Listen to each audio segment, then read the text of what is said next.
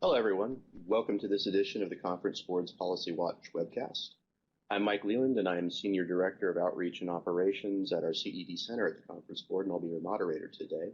And we'll be discussing policy and politics, the 2020 Congressional and Election Outlook. So first, we'll go to the next slide here. We have a couple of framing questions that I'd like to put in everyone's minds. We'll be answering things such as, with the 2020 election being an election year, what are the outside factors that may have an impact on Congress?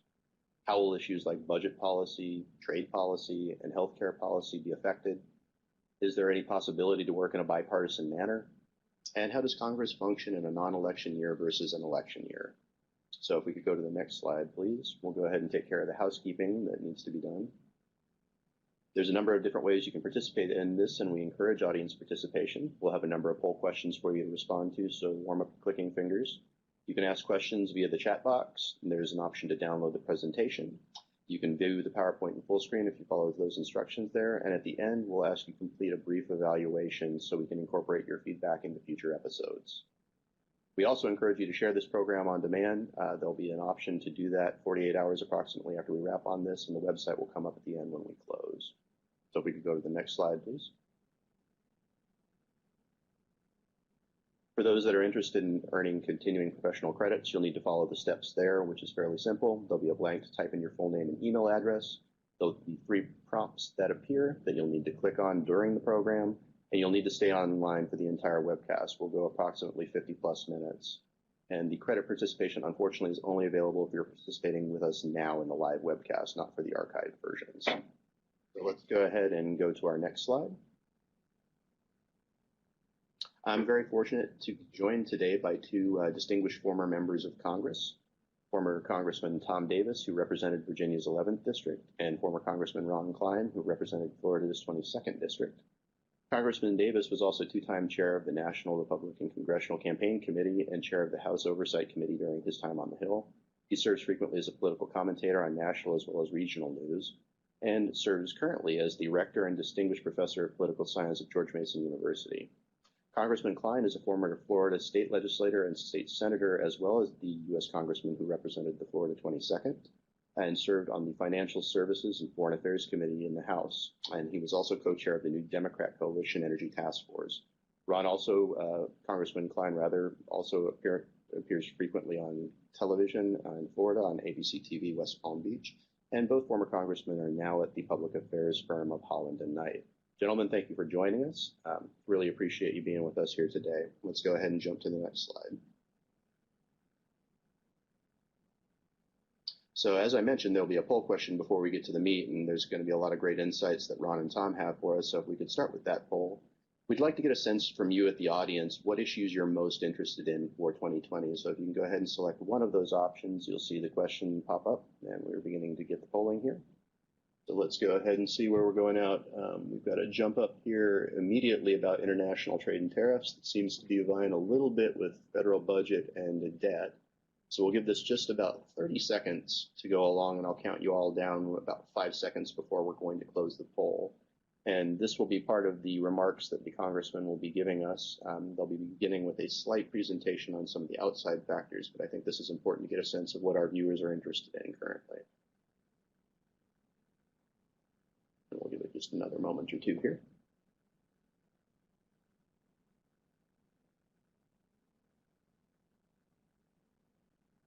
And we'll go ahead and then begin to count you all down. We're going to close the poll in 5, 4, 3, 2, and 1. We'll go ahead and close that poll. And it looks like our top item that people were concerned about in 2020 for the congressman was the international trade and tariffs, followed by workforce issues. We had a small number for both infrastructure and education. Healthcare also about 20% was number 3, I'm sorry. So top would have been international trade. Number 2 would be healthcare. It's a perennial favorite. And number 3 would be workforce. So let's go ahead and we'll take up the next slide now.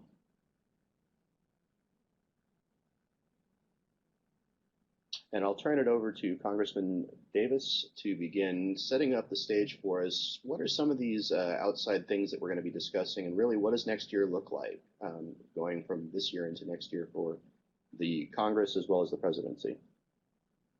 Well, you have all of government up. All of the House of Representatives are up, and it's a close enough margins that control is going to be up in the air going into the midterm election. The Senate Republicans hold a lead, but there are enough senators up, and Republicans have 23 seats up of 34 seats up. So they are more at risk of losing seats at this point than Democrats. So control of the Senate will be up, of course, control of the presidency.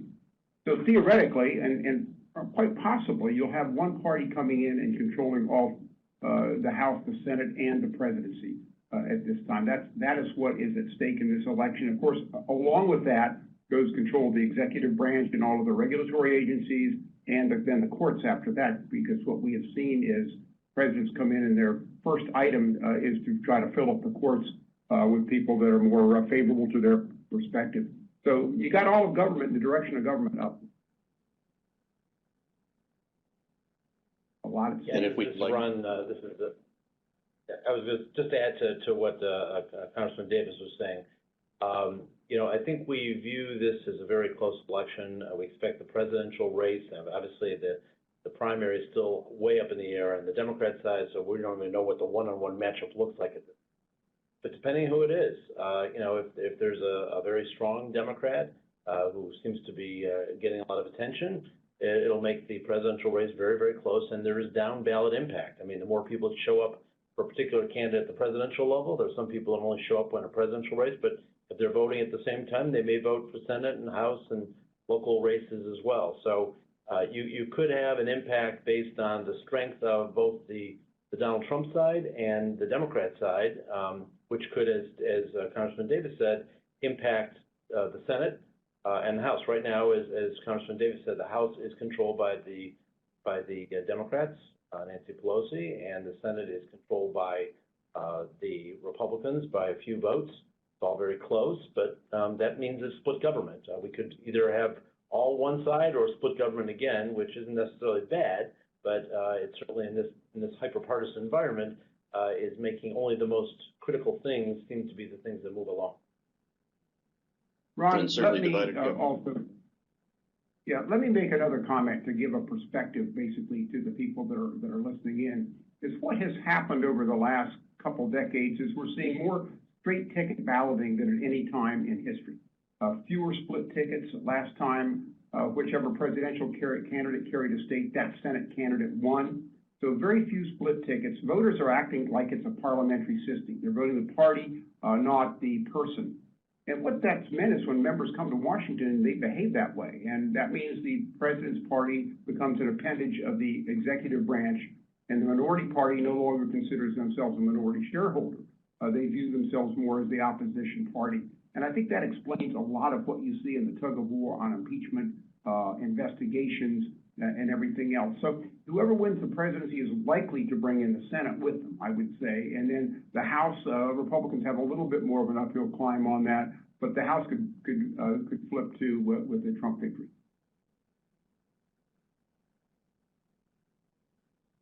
Both interesting points there. Did you want us to advance it to the next slide, Congressman? Yes, let's go to the next slide. Yeah, sure. Well, I think we've sort of been covering that. If you want to this is the big picture on the Senate races we were just talking about. There's Colorado, Maine. Those are two areas that they're considered to be in play with the Republicans. Michigan, who's an incumbent Democrat, that's sort of in play. You've got Alabama is in play with a Democrat. Very difficult seat to hold there.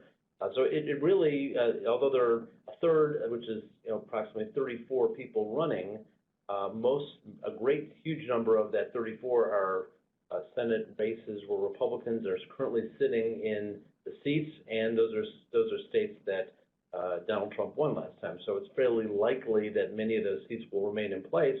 But there's enough here to move it one way or another, again, depending on the interests. And elections are decided by the people that show up. So we can look at all the polls and all the other things going on, but it's really a matter of which party motivates their base and can persuade independent voters who have a proclivity to go one way or the other to join their side. And these independent voters do go back and forth. Some of the people who voted for President Obama said, all right, enough of that, we'll go the other way. And they went with Donald Trump. So Donald Trump's now been there 4 years. People like it, don't like it.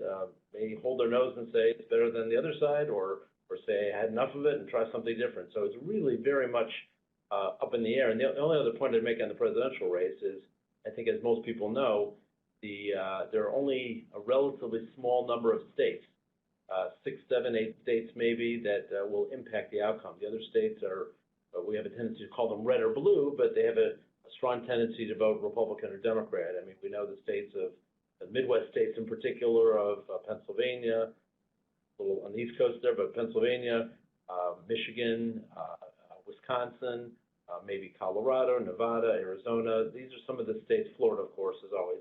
But this is it. So if you're seeing national polls that talk about one party or one candidate winning over the other, not so relevant as to what the real details are, what's going on in those individual states. Ron, let me add to that. I think the dirty little secret in politics today is that in most of these congressional districts and a majority of the Senate, they're one-party seats. November is just a constitutional formality that they have to go through. The real race for most members is their primary elections. So they hew their time, their attention, and their voting records to their primary voters because that is, in effect, who elects them. As a result of that, that has moved the Republicans right. It has moved the Democrats left. There are some members who represent constituencies that are swing constituencies, but it's about 20% of the House, about 20% of the Senate. And so most of these races are over before they start in terms of the general election. The jockeying is in the primary. For the Democrats, what does that mean? That means probably the seat in Alabama that they hold they're likely to lose. That would be consistent with what we've seen. The senator there was elected with less than 50% running against Judge Roy Moore, who's, in my opinion, probably the worst Senate candidate of all time, and he barely won that. So that seat's likely to go, which means Democrats then need to win the presidency and 4 Republican seats, and they have a shot at about 6 or 7 seats, and little margin for error to make that go. So again, to explain the polarization in American politics, remember, most members don't pay attention to November. They pay attention to their primary voters. Primary voters are a thin ideological slice of the electoral pie. Independents, moderates generally don't participate in those primaries. In some cases, they may So be Mike, closed off to identify as an independent, correct? Yeah, well, not all independents are moderates. In some states, if you're registered independent, you can't vote in a primary. In others, they tend to be lower propensity voters and they don't participate. It's not true everywhere, but that's the general rule. The other thing I would note is don't read too much into what happened in the last midterm. President Obama had 2 disastrous midterms, but he was reelected after that 2010 midterm election, which was the worst Democratic midterm performance since 1938. Midterm elections, independents tend to put a check on the president rather than giving that president a blank check. But sometimes they will come back and vote for that president because midterm elections are basically about the president and a report card of the president. Presidential elections are about competing visions. And depending who the Democrats put up, I think voters will have a different set of choices.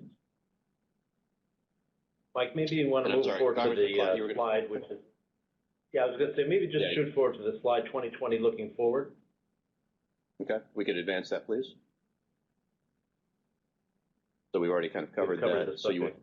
Yeah, I think we did. Yeah, this is just this looking forward slide is something that Tom and I put together, which are, this is a sort of a reference point of the kinds of legislative initiatives that are out there that could be tackled. Even USMCA, which is the new version of NAFTA, there's a lot of activity going on right now as we speak, and there's the possibility that may actually pass before the end of the year or early in January. So I think that one looks like it's on track to move forward. That's the North American Free Trade update. Obviously, the other things, the defense authorization, you see the list here, tax extenders. These are all things that relate to existing tax benefits or legislative law that relates to specific issues.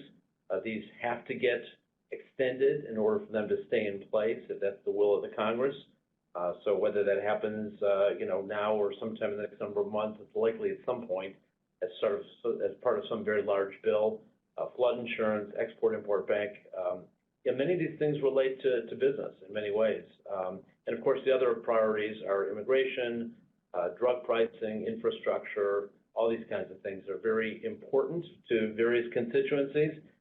Some have to pass, some should pass, or probably the public probably wants them to pass, but the members of Congress are lagging a little bit in their political desires to get something out the door that they can live with or that they want to take home. And I would say, based on our early polling, where our top three issues were trade and tariffs, healthcare, and workforce, that seems to be kind of jiving that our members, as we would suspect, are fairly sophisticated in paying attention to these sorts of things. Well, let me add on the trade issue. Go ahead, Congressman. Yeah, I was going to say, go ahead, Tom, on trade. Well, the trade issue, that's driving the stock market right now. The president puts out a tweet on trade and the market will go up or down depending on, are we going to get a deal with China for it?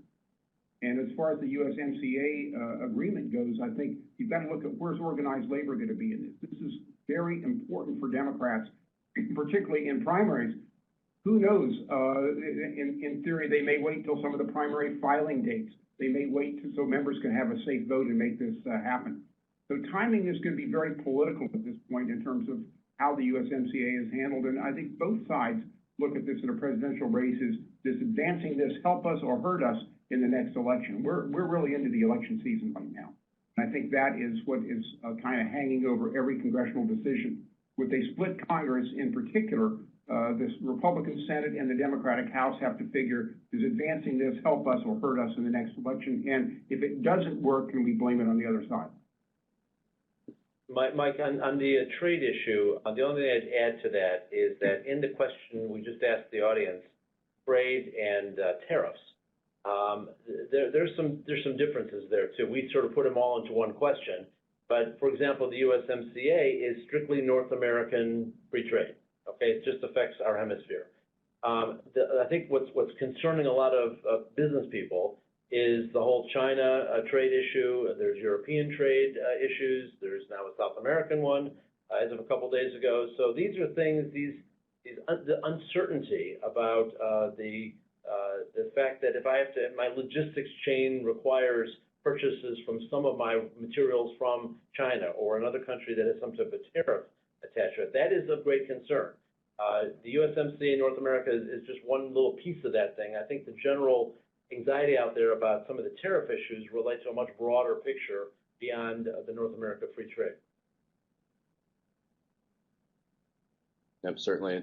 And we see that, to Congressman Davis's point, social media seems to even be influencing that, where tweets tend to have market-wide swings and fluctuations that occur. So I wondered if we might go back just one slide to the one that you had previous to this on the Electoral College. I believe it was 2 slides back, or 1 slide back, if we could stay with that, with the Cook's 2020 scenario. And you both talked a moment or two about some of the things where a handful of states are really going to be deciding this both presidentially and congressionally. So I'm wondering if we can also talk a little bit about how those sorts of things play into the people in those states, whether they're going to be risk averse or whether they're going to just generally not try to do much more than name post offices or something like that.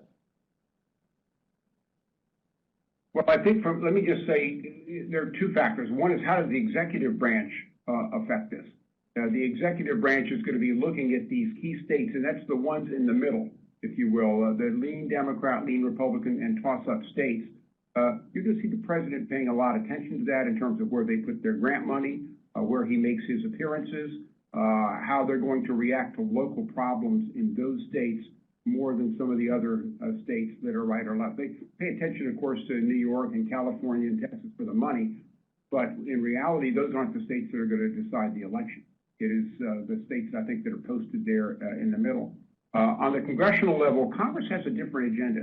They're not as concerned about the presidential election as they are their own skins and how do we re-elect our members. And it sometimes leads you into differences between the Republican leadership in Congress and the president, or vice versa. President Clinton was famous in 1996 by what was called triangulating, working with the Republicans in the House and the Senate to get welfare reform passed against some of the Democrats there, and that helped Clinton's reelection. It also helped reelect the Republican Congress. So a lot of interesting dynamics go into how the decisions are made, and that even goes into the equation in terms of what happens to the appropriation bills, the continuing resolution. Do we want to afford a government shutdown going into an election year? All of these are basically factored in politically. And I think that's probably a good jumping off point, too, before we finish out with the data that you all had presented. Let's go ahead and bring up our second poll question, if we could, because Congressman Davis just mentioned a number of the outside factors that are going to be impacting how Congress works in the next year. Things like impeachment, things like the continuing resolution, which means how Congress would pass a budget. So let's go ahead and poll our audience again and see where you all think the greatest impact is going to come from, because I think that's a good line of both Congressman Davis and Klein being able to address how these sorts of things change calculations procedurally, as well as like Congressman Davis was just outlining, how this is impacted by what people look at in a state or in a primary. So we'll go ahead and just give you about another 30 seconds to run through on that.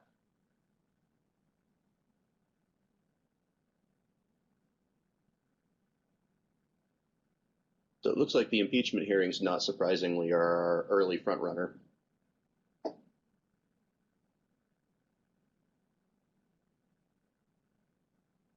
And looks like the potential of a recession or a recession occurring, also a government shutdown, are running fairly second and third, neck and neck. So we'll go ahead and give it just a few more seconds.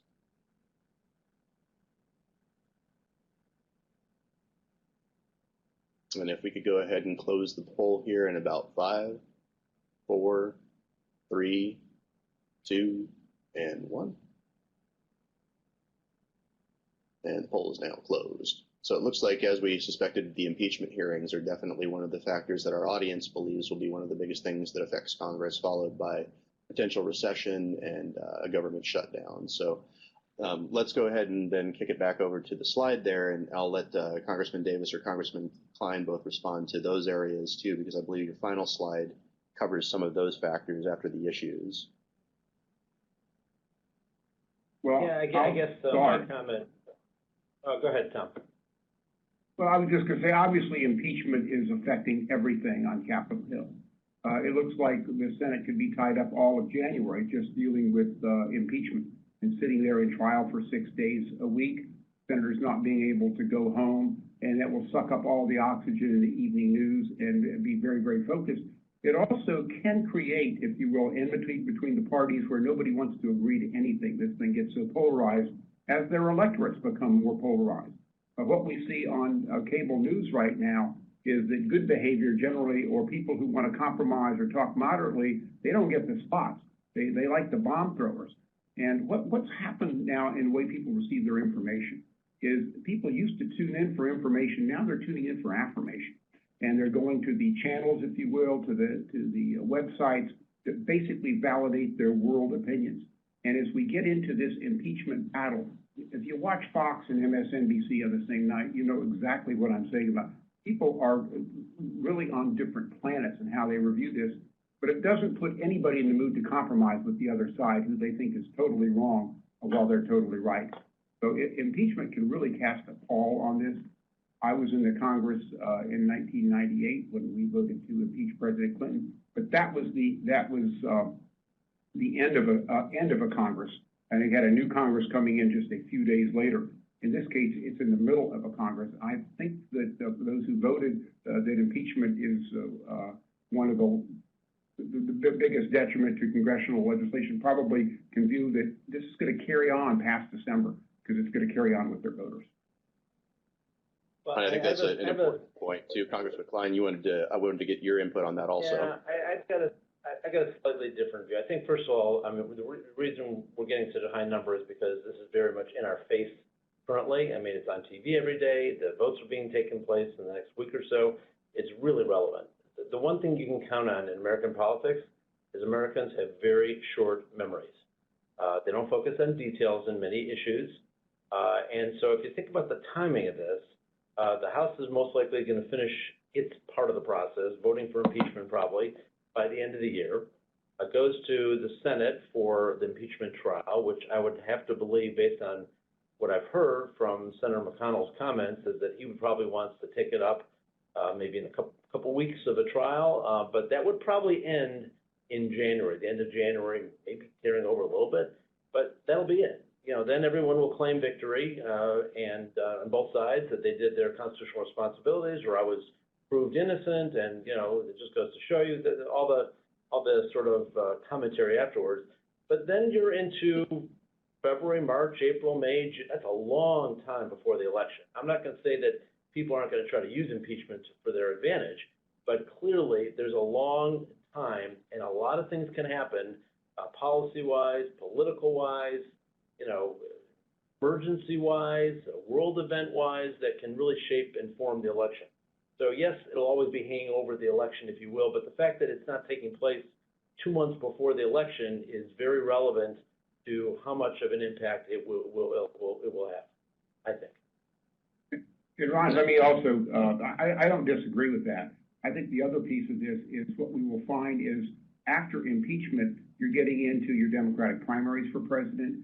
You're getting into that race, and I think that sucks up a lot of oxygen too, and starts defining issues in a way that Congress becomes overshadowed because of the coverage of the presidential race.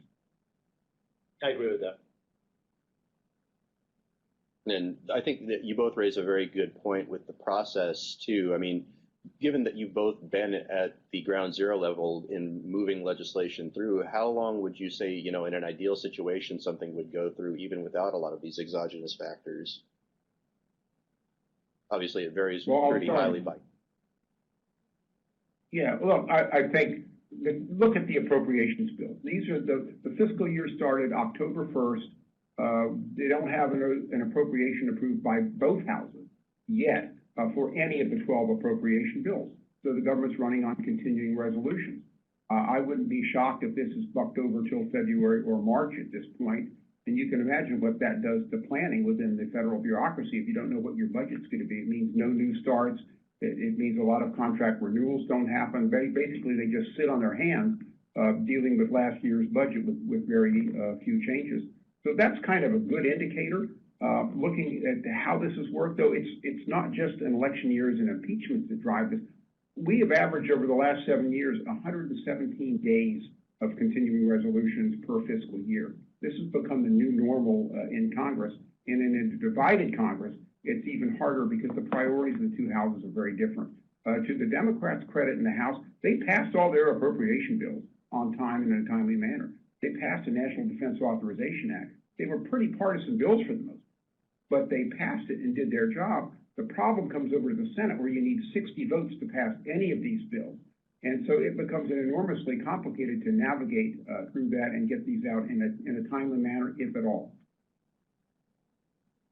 And I would just add that I think the only bills that probably are the ones that have to pass would obviously be some type of appropriations, even if it is extended. I think that the USMCA, the North American Free Trade Update, is probably on the table and being seriously considered, because there are enough people on both sides that feel there's a good political reason for them to be able to say, I voted for something. Hopefully, substantive-wise, it's an appropriate update to a trade agreement that's getting old and needed some updating, but both sides can make some argument to themselves and to their constituencies that, yeah, we came together on this one. Not because they wanted to necessarily get along with each other, but they found some common ground here. Hopefully the key is on some of these other issues that are really important to the country, that there are various reasons why they can find common ground and move some things forward. Election years are notoriously difficult for all the reasons we've already explained, and Tom gave you the calendar. The primaries coming up, the elections coming up, every issue is filtered through the lens, the triple lens of how this impacts my personal election or my party's election. So we have to look for those issues that hopefully we can find some common ground. Ron, let me add something on the USMCA just so viewers understand it. It's under Trade Promotion Authority. which means that when the president submits this to Congress, they have to vote this up or down without amendment over a given period of time. But before they send that up, they want to make sure it passes. And right now they're in the negotiation stage to see how they can massage this to be able to win enough votes over. There may come a time where the administration says, well, you're not going to vote it, we're just going to send it up, and you want to vote it down, you take the consequences. They have that. But right now they're still in the negotiation stage. And I think there's goodwill on all sides wanting to pass this thing and not have this thing hang over and get blamed for any of the negative consequences that would occur should this thing blow up. Yeah, I think I agree with that. And I also think that, interestingly enough, although there's nothing else on the table, there's a lot of interest on both Democrat and Republican side of a majority. I mean, there's parts of both political parties that don't like free trade, and those you hear them from time to time. But there's probably a consensus in both the House and the Senate that, you know, whether it's the TPP, which was the Far East trade agreement that, you know, President Trump pulled back on, or some of these other trade deals that, you know, we're sort of letting China step in a place where the United States has traditionally had leadership, and creating open markets for U.S. products, which is something the business community and from a job point of view is very, very important. Can't sell enough of our products inside the United States. We are reliant on trade. Now, it doesn't mean you have to have the trade policies we had before. You can fix them and make them better and solve some of the problems. But pulling inward, I think, is of great concern to a lot of business people, and I think is something that, again, there are people on both political parties that are of that view. So we talked about the trade issues, and I think, you know, that along with the must-pass legislation are important pieces too. And there's a number of healthcare related items on there, but I don't see anything related to kind of any of the big transformative laws. And do you both have a perspective on why you tend to avoid healthcare things in general in an election year versus a normal year? Well, Ron can talk about healthcare. He was there at the Obamacare. Any healthcare bill that is disruptive, I think at this point, even if it's a good bill, if the fact that it's disruptive, it tends to have negative consequences. And also, the parties are so far apart right now on how they approach healthcare. You still have aspects of these bills before the courts, but the differences are so wide a gap. They're not going to try to bridge them in an election year. There's no way that's going to happen. I think both parties would rather have them as talking points. Yeah, I think healthcare is, and you know, it's hard to understand why healthcare is such a political issue. I think it's really a nuts and bolts thing that every American family thinks about, and you'd like to think that Congress could reflect their values on that, but it is. And Tom is correct. The Affordable Care Act under Obama passed narrowly. It was implemented, and then there's been efforts to chip away or blow it up ever since then, just as a matter of good politics on both sides and fighting for it. So in the Democrat primary side, you're hearing everything from fix it, make it better, solve drug prescription price problems, donut hole, access for mental health services, things like that. Those are the things you're hearing on the Democrat side, Medicare for all, Bernie Sanders and Elizabeth Warren kind of thing. So you have a variety, right. Eventually there will be a candidate, and the candidate will be the flag bearer for the party to say, hey, this is my vision. But I personally believe that once the primary is over, healthcare will reemerge in a general election as a major issue to be debated between President Trump and the standard bearer for the Democrats, because it is a big issue. It polls regularly as something people are very, very concerned about, the costs of it, the access to it, all that kind of stuff. So there are different views, and they should be shopped around between the two parties to the public. But I think Tom's correct that it'll be very difficult. The only one I think that both parties actually talk about regularly that they support is fixing the drug prescription price problem, whether it's negotiating for, letting Medicare, CMS negotiate for collective pricing or something else. Everyone verbalizes that, but they can't seem to find terms on it. But that would be the only piece that I think, if there's any possibility of anything, everyone wants to go home and say, hey, I did something about the cost of prescription drugs. Mm-hmm. Well, and I think you both bring up a very interesting point as regards the issues often that we see either on a campaign or in a primary don't always match what we see happen in the actual chambers themselves. So I wonder if Congressman Davis and then Congressman Klein might want to speak to that a little bit, because we've been talking about that in a couple of ways, but I think that's a point that bears a little bit further expansion, in that there's the old adage that people say one thing on the campaign trail and then they go back to the chamber and do other things. Well, Mike, I can put it in the best perspective. John F. Kennedy put it best. He said, "You campaign in poetry, you govern in prose." And they are just, campaigns are about wide swaths of visions and the like. The actual implementation of a lot of these ideas is very, very difficult, very complicated, and you have a lot of different ideas that you have to foster together to put together, and it's complicated. And so legislation is very, very difficult. It takes a lot of leadership. Look, I was there for the passage of Medicare Part D, which passed by one vote in the House. I can always say I was that vote, but we were twisting arms. It was a 3.5-hour vote we held on the House floor to try to get it open. We had almost united Democratic opposition. We had a lot of Republicans didn't want to get into health care. Ron was there for Obamacare, where they got no Republican help at all. These votes tend to be very, very partisan and difficult to work within their own caucuses. And I think we're seeing more and more of that as we move through time. Members on the one hand worried about their primaries, and then you've got the members that help that party become a majority, sitting there in swing districts that have basically different interests, if you will, if they want to see themselves reelected. Well, I'll give you another example, Mike. Yeah, I'll give you an example of something that there seems to be a disconnect, at least in parts of the country. Parts of the country are very traditional on gun reform issues. They're very, strong in outright total support. I believe the Second Amendment carries all the weight, and there should be no restrictions at all. But there are other parts of the country that have sort of moved in a direction of maybe there are some things, such as background checks, maybe limits on the amount of ammunition people can buy. There are a few variations of those kinds of things that probably have fairly widespread support, throughout the country, not every location, but in many places. But nothing seems to happen.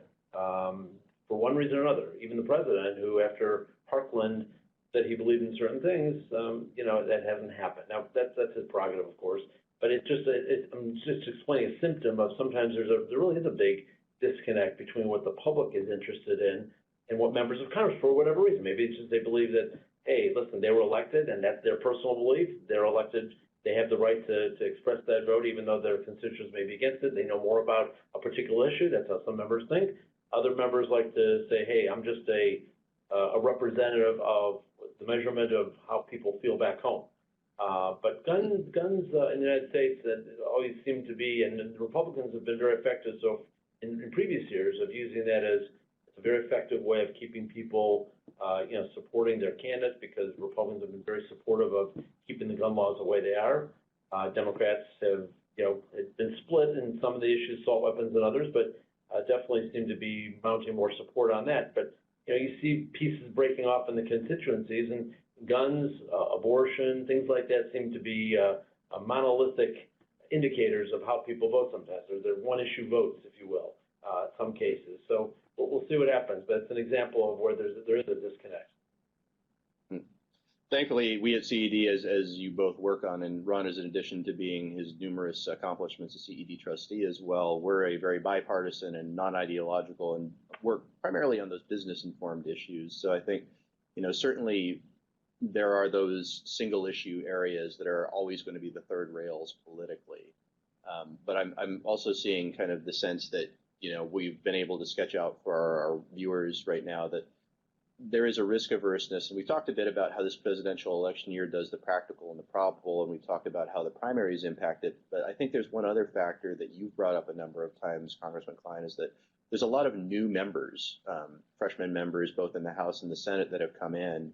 And how does that actually change too? Because we have kind of the nature of how Congress works in a non-election year with freshman members, and then when you go into an election year when people are up for re-election and they've had a short time, or a short amount of time actually in their office, to kind of get a sense of things and advance priorities. So I'm wondering if you could both speak to that, and possibly Congressman Klein first and then Congressman Davis.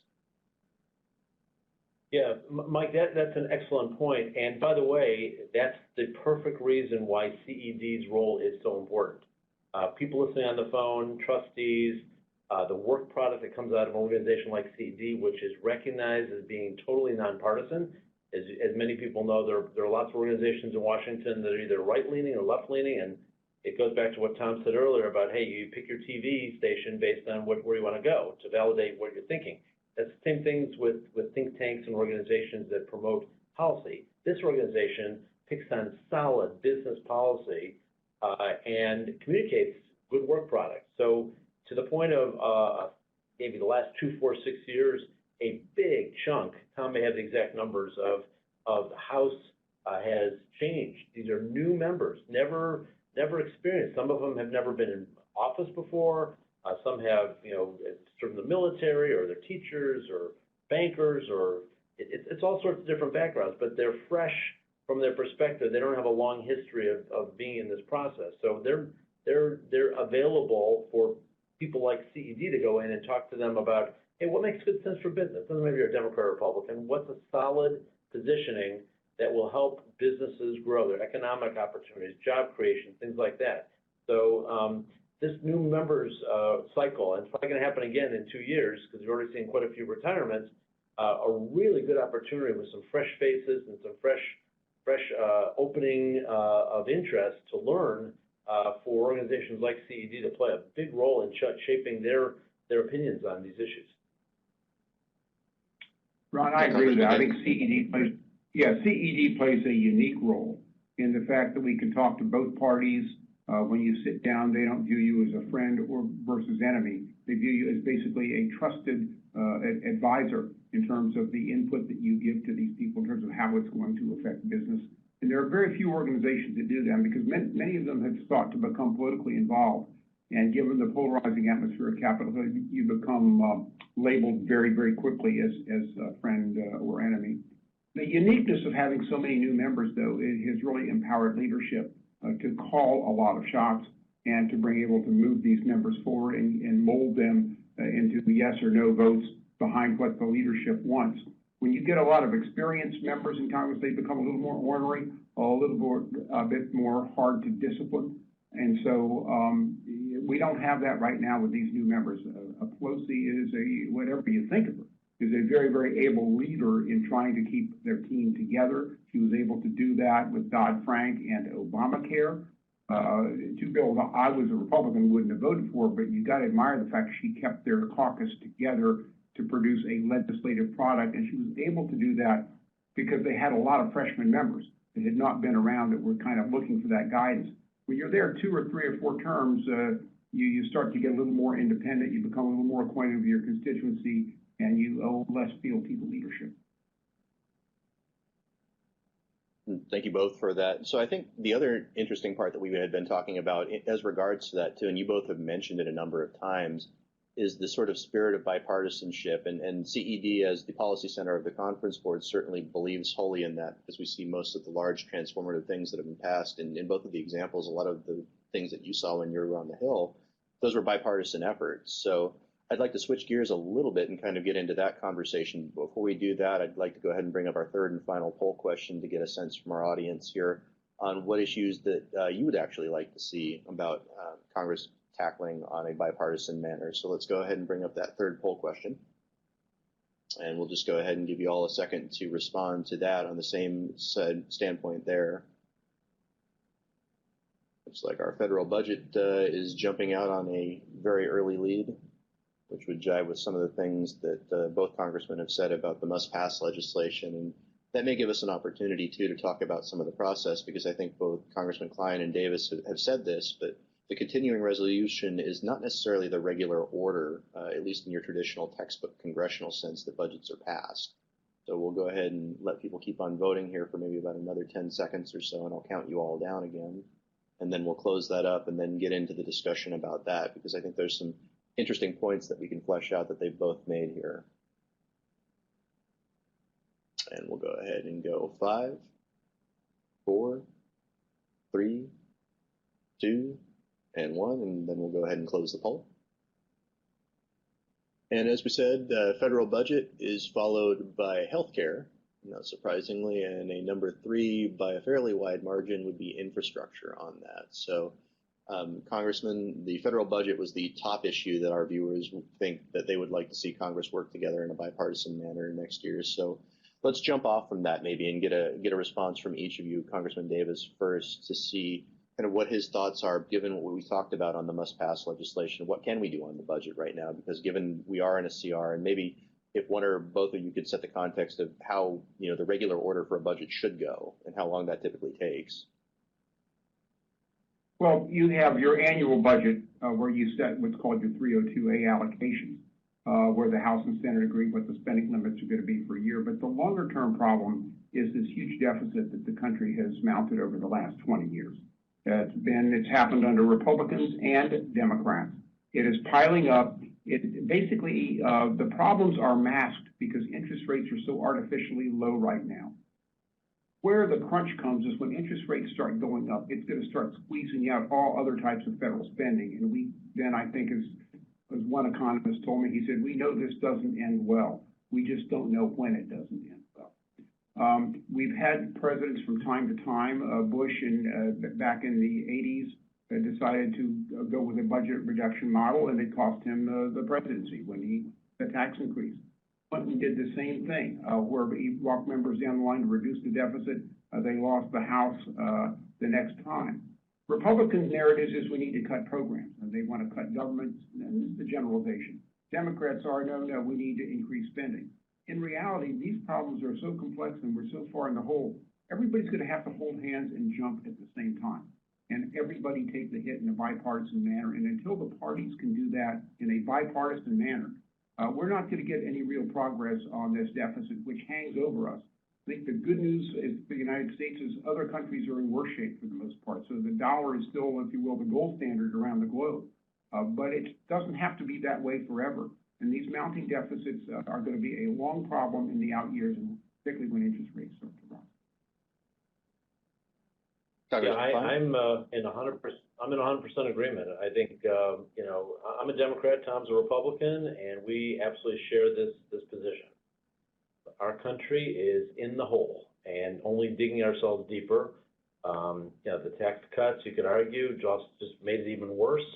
But you can blame a lot of different directions. A number of years ago, there was a task force created, which I think many of you know about, which was designed to sort of take it away from Congress and put some qualified people in that, both sides that could sort of take a tough set of positions and then come back to Congress and similar to like with the Base Reduction Act, which is always a very difficult thing when you're trying to close a military base.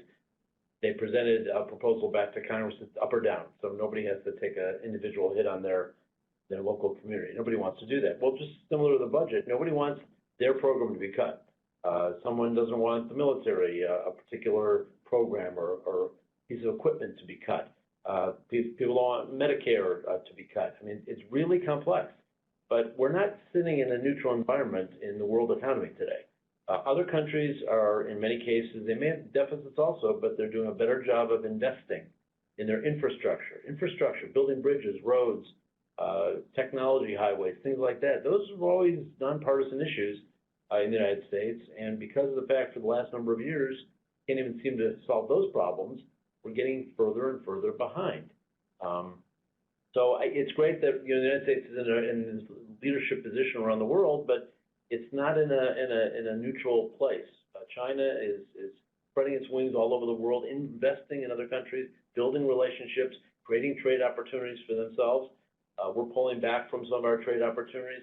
This will have an impact in the long run. So I'm all on board with the recognition that there needs to be some very, very difficult decisions made. And again, maybe go back to the 2020 version of some type of independent task force that comes together and makes a presentation back to Congress. Ron, let me pick up on that. There was Simpson. Go ahead. Remember Simpson-Bowles? This was Simpson-Bowles, which had some tax increases, and it had a number of cuts in different programs, including your programs for seniors. And it went to the House floor. I think it got fewer than 24 votes. Nobody wants to take the tough vote until it matters. And the only way this happens is the parties recognize there's a problem. I'll say the good news here. I was a whip for the Troubled Asset Relief Program. And at that point, the country was spiraling down. TARP was, we felt, the answer. Members didn't want to vote for it. It took us 2 votes to get through. But both parties joined together because they recognized there was a crisis. So when there's a crisis, I think Congress will act, but if you wait until there's a crisis, your options are worse than they are today. That's the problem. But politically, there's no reward for getting ahead of an issue. So would you both say that the Congress is more concerned or less concerned about budgets and deficits in an election year versus a non-election year? Well, I think right now they want to hear get anybody. Yeah, I don't hear anybody talking about it. I mean, it's amazing. I mean, traditionally, this has been a subject that, you know, Republicans have talked about, reduce the deficit. I don't hear any candidates talking about it. I don't hear members of Congress. It's sort of been put aside, maybe because of the reason Tom said that, you know, people can borrow money, it's low interest, but, you know, there is a payday at some point, and I hate to think that we have to wait until some type of, you know, the bottom falls out, but that may be the way Congress reacts to something as important as this. Yeah, there's just no reward for getting out ahead of this problem and advocating either increasing taxes or cutting programs. So it's not an issue until it is, and when it is an issue, it will be the issue. At this point, we don't know when that comes, but no, I don't see any politicians out there railing about the deficit right now. I think there's a lot of hypocrisy on both sides as they talk about this issue, and nobody's coming in here with clean hands. So I think the other category that people had said that they would like to see, we talked a bit about earlier too with healthcare, but I would say kind of on a similar piece. Do you all see that that becomes more or less of a priority, or is that this another issue where we see the campaign sort of not match the reality of what people pursue because of that risk averseness or practicality that you were talking about? Ron, let me take that first. Yeah, go ahead, Tom. Go ahead. I was just going to say, look, everybody is concerned about their health care, and the older you get, the more concerned you are about it. We spend a lot of money on health care in this country.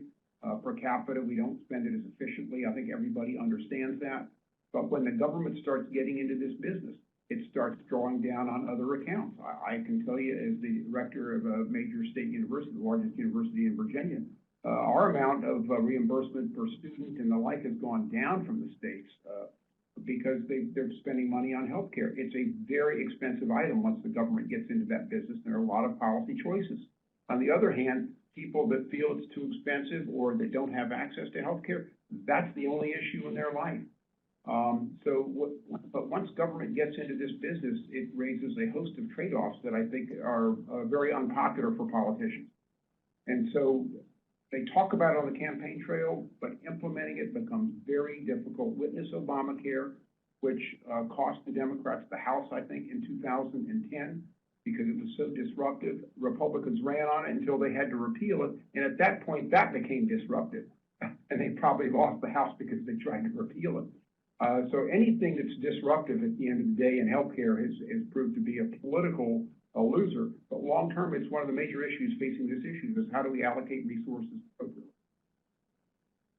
Well, and as the baby boomers get older, the costs, we know that the biggest costs of healthcare run at the last 6 months of someone's life, in addition to all the other complications of things that go on in people's lives that are costly.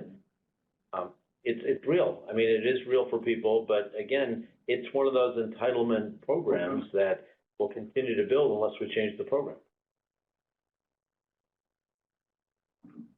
Good points on those two. So we're getting close to the end of our time here, so I wanted to make sure to get this question in to both of you also. So we talked about kind of and if we could bring back up their last data slide before the polling, please, since they had a great list of all the things that Congress may be working on or could take up. Would like to ask both of you, what do you think business should be focused on this list, and what do you both think that is the most probable things to move? You both mentioned the trade deal with USMCA. Is there anything else that we think that business should be focused on? You know, granted, CED does, as a policy center at the conference board, does a large spread of research, but some of the things we're working on are things like the workforce, certainly the U.S. and China relations and the trade that's related to that, as well as things like the education importance that was not one of the main audience respondents, but sometimes that can be a more of an olive branch issue. So would be curious to get both of your thoughts on what on this list might be things that could go forward and what business should be focused on. Well, I'll start. Clearly, trade is major for business. In a global economy, retreating from that global economy has a real cost to American businesses. I think part and parcel with that is immigration. Our ability to get the good talent in this country. It makes no sense to have people come over here and be educated and treat them, particularly in the STEM areas, train them, and then have them go back to their native countries and compete against us.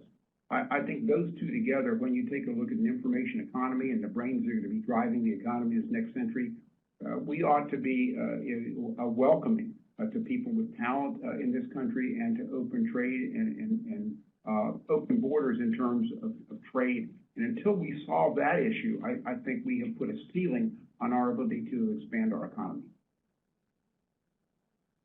I would agree. I would actually put those things at the top as well. I mean, Japan went through a long period of time because of their very low birth rate and very tight immigration laws in terms of supporting a growing economy.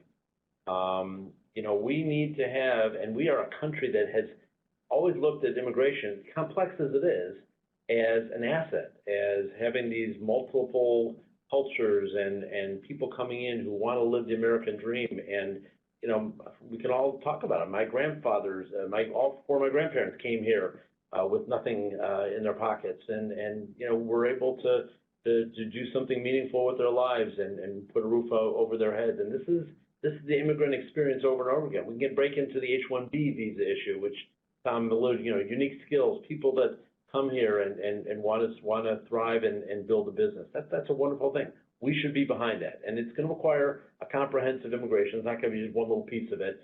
Everyone needs to get around a whole plan and push our members of Congress, both Democrat and Republican, to say let's find the sweet spots. Obviously, security is important, but also some of these other aspects are important as well.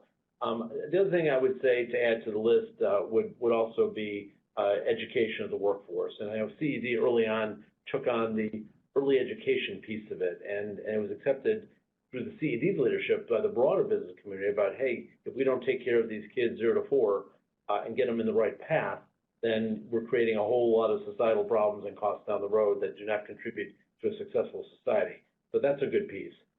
Secondarily, higher education. That, you know, it isn't all about colleges and universities. That's obviously a big piece of it, but there are a lot of other things that we as a society and a country should be encouraging people to take the jobs and be able to train themselves without huge expenses to prepare themselves for the workforce. And I think you both were mentioning that because our CED Center here at the Conference Board will actually have a policy paper out on immigration early in the next year. And as you mentioned, we do have quite a bit of the early childhood education work because, like you'd mentioned, thanks to input from trustees like yourself and other education policy experts, business is the ultimate consumer of education, so it makes sense to get that policy right. So I will give a self-serving plug for the CED.org website. You can also reach that from the conference dashboard website and clicking on our CED Center to find those sorts of research items. So it looks like, unfortunately, we're about out of time. I think we could have been talking about a number of these things, and I think we've got a lot of great information. So maybe just a 1-sentence or 2-sentence wrap up from you both, and then we'll go ahead and close on what we've got going on here. So how would you sum everything up from your end? And I'll give Congressman Klein the privilege of going first here. Thank you. Well, thanks to CED because, as I said before, one of the most important organizations, greatest resource of information that members of Congress can get today. So everybody stay involved and participate in the committees, participate in the work product because it's really useful and will impact the future of our country. Thanks, Ron. And I would add that the only constant is change. And I think your outreach, your policy papers, all of these are making a difference. And of course, you need to understand the changing environment. We don't know what that's going to be a year from now. But the CED is well situated, I think, to take advantage of that and to be an asset to whoever the next generation of leaders are elected in 2020. Thanks. Well, thank you both very much for being with us today and your insights in the presentation. As we noted at the top, this will be available at the website that you see on your screen here on the slide, conference dashboard/webcasts. So if you enjoyed this webcast, we hope you'll join us for our next one next year in the new year on February 27th, where we'll discuss growing the American workforce.